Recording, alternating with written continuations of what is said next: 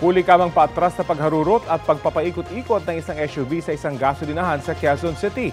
Ang driver mahaharap sa reklamo. Narito ang aking report. Nakuha na ng video ang SUV na ito na humaharurot paatras sa bahagi ng North Fairview sa Quezon City. Ang SUV, ilang beses daw binangga ang isang van na nakaparada sa gilid ng kalsada.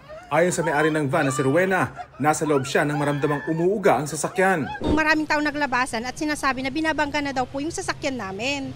Tapos tinignan ko sa likod, ay oo nga, binabangga na tayo. Sinubukan ng driver ng van, nakatukin ng SUV. Tinapik ko yung tagiliran niya. Tapos sabay silip ko, siya lang mag-isa at nakaganon siya sa manubela. Nung sabi ko, pag ikot ko doon sa kabila, sinabihan ko si Sir, katukin ko na lang. Sabi naman ni Sir, wag mo nang katukin, baka may baril daw. Matapos ito, tumawag na sila ng pulis. Sa halos 20 minutong paghihintay, hindi raw lumabas ang driver ng SUV.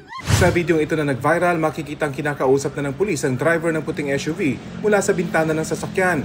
Maya-maya, dahan-dahang umatras ang SUV hanggang sa humarurot pa atras at pumasok sa isang gasolinahan.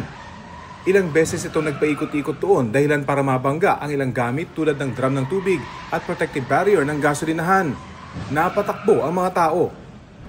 Nang humupa ang sitwasyon, lumabas ang driver ng SUV pero tila hindi raw alam ang nangyari. Sabi ko, Sir, ano po bang nararamdaman niyo? Sir, alam niyo pa ba yung nangyari? Sabi, hindi ko alam eh. Ang alam ko lang may tumama na sa akin dito, masakit nga eh. Kung saan ba kayo galing, Sir? Sabi niya, sa Makati pa ako. Ayos naman siya makipag-usap, Sir.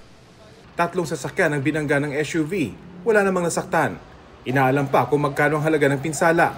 Sinusubukan pa namin hinga ng pahayag ang driver ng SUV na 68 taong gulang at retiradong miyembro ng US Navy. Mahaharap siya sa reklamong reckless imprudence resulting in damage to property. Rafi Tima nagbabalita para sa GMA Integrated News.